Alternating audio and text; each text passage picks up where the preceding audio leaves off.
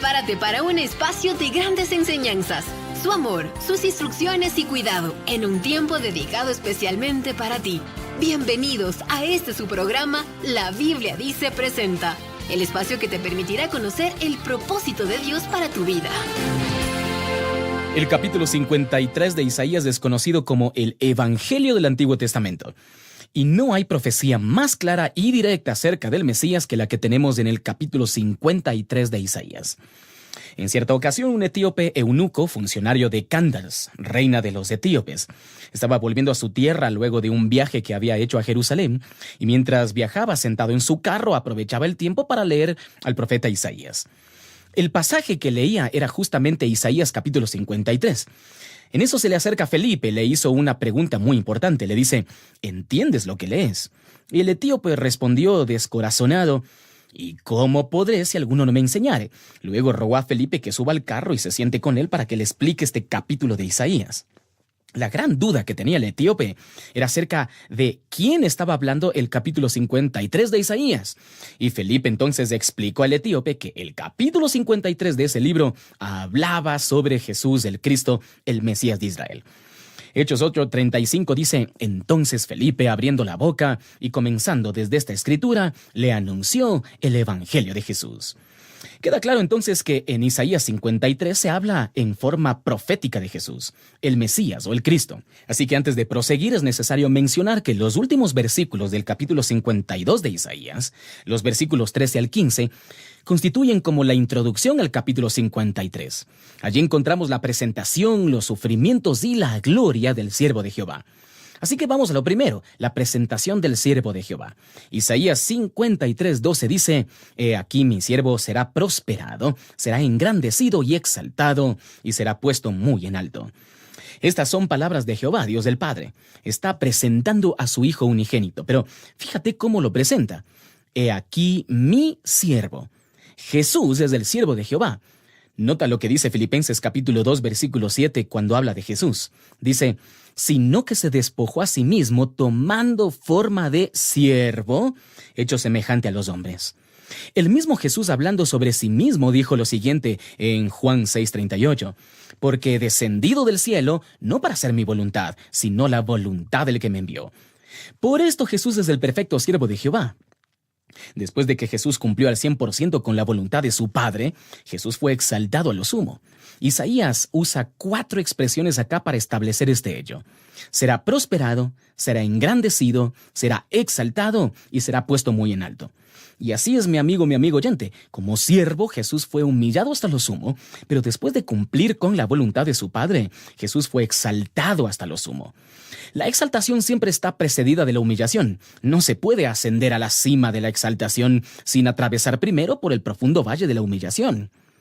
Pero luego tenemos los sufrimientos del siervo de Jehová. Isaías 52:14 dice, «Cómo se asombraron de ti muchos, de tal manera fue desfigurado de los hombres su parecer y su hermosura más que de los hijos de los hombres». Y así es como Isaías está describiendo lo que sus ojos contemplan en la cruz del Calvario. El castigo al que fue sometido el siervo de Jehová fue tan brutal que la gente se quedó asombrada o con la boca abierta. Y sí, antes de ser clavado en la cruz, Mateo nos informa que los soldados romanos lo desnudaron, le echaron encima un manto de escarlata y pusieron sobre su cabeza una corona tejida de espinas y una caña en su mano derecha. Y se hincaban a la rodilla y le decían, le escarnecían, «Salve, rey de los judíos», y ahí le escupían. Tomaban la caña entonces y le golpeaban con la cabeza. Marcos nos dice que algunos comenzaron a escupirle y a cubrirle el rostro y darle de puñetazos. Lucas nos dice que los hombres que custodiaban a Jesús se burlaban de él y le golpeaban, y vendándole los ojos le golpeaban en el rostro. Juan dice que Pilato tomó a Jesús y lo azotó. Todo ese castigo transformó radicalmente la fisonomía de Jesús. Su cuerpo hinchado y ensangrentado había casi perdido ya la forma natural, la forma humana. Y en esas condiciones fue clavado en la cruz. ¿Cuánta razón tiene Isaías al decir, muchos se asombraron de él, pues tenía desfigurado el semblante, nada de humano tenía su aspecto? Miren, es difícil contener las lágrimas al pensar en el sufrimiento del siervo de Jehová. Pero ¿todo esto para qué? ¿Sabes por qué? Por amor a ti y a mí y a todo pecador. El siervo de Jehová recibió lo que tú y yo merecíamos por nuestro pecado. Jesús fue castigado para que los pecadores podamos quedar libres del castigo por nuestro pecado. Esos son los sufrimientos del siervo de Jehová. Pero luego tenemos la gloria del siervo de Jehová. Si tú ves en Isaías 52:15 dice, así asombrará él a muchas naciones, los reyes cerrarán ante él la boca, porque verán lo que nunca les fue contado y entenderán lo que jamás habían oído. Pero será muy tarde para ellos, porque lo que les espera es condenación eterna por haber rehusado abrir su corazón a Cristo. Juan 3:36 dice, el que cree en el Hijo tiene vida eterna, pero el que rehúsa creer en el Hijo no verá la vida, sino que la ira de Dios está sobre él. Así que, en la introducción del capítulo 53 de Isaías, se nos habla de la presentación del siervo de Jehová, de los sufrimientos del siervo de Jehová y también de la gloria del siervo de Jehová. Si tú te fijas, Isaías 53:1 dice, ¿quién ha creído a nuestro anuncio? ¿Y sobre quién se ha manifestado el brazo de Jehová? Ahí está Dios que hace estas dos preguntas trascendentales. Ahora, acuérdate que Isaías estaba hablando de Jesús, el siervo de Jehová, ¿no? Su presentación, sus sufrimientos y su gloria. Todo esto será motivo de mucha desconfianza por parte de la mayoría de la gente. Así que por eso Dios pregunta, ¿quién ha creído en nuestro anuncio? Esa pregunta tiene en mente la palabra de Dios. Muchos no creerán en la palabra de Dios. Pero Dios también pregunta, ¿sobre quién se ha manifestado el brazo de Jehová? Ahora, esa pregunta tiene en mente la obra de Dios. El brazo de Jehová nos habla de Dios en acción, y en este caso se refiere a la misma persona de Jesús, mediante la cual el pecador puede ser salvo. La incredulidad es el peor pecado del hombre. Por esa incredulidad muchos serán eternamente condenados en el infierno. Ahora, ¿quién ha creído a nuestro anuncio? ¿Y quién ha creído a la palabra de Dios? La verdad es que tristemente pocos han creído. ¿Te encuentras tú en esos pocos? ¿Sobre quién se ha manifestado el brazo de Jehová? ¿Sobre quién se ha hecho una realidad la obra de Dios en salvación? Y sí, tristemente, por la incredulidad, sobre pocos se ha hecho una realidad la obra de Dios en salvación, porque han rehusado recibir a Jesús como su Salvador personal. En Isaías 53:2 se nos muestra el motivo para la incredulidad en el siervo de Jehová. Dice, subirá cual renuevo delante de él, y como raíz de tierra seca. No hay parecer en él, ni hermosura, y le veremos más inatractivo para que le deseemos. El Señor Jesús creció como un renuevo delante de Jehová, en medio de un mundo sumido en el pecado.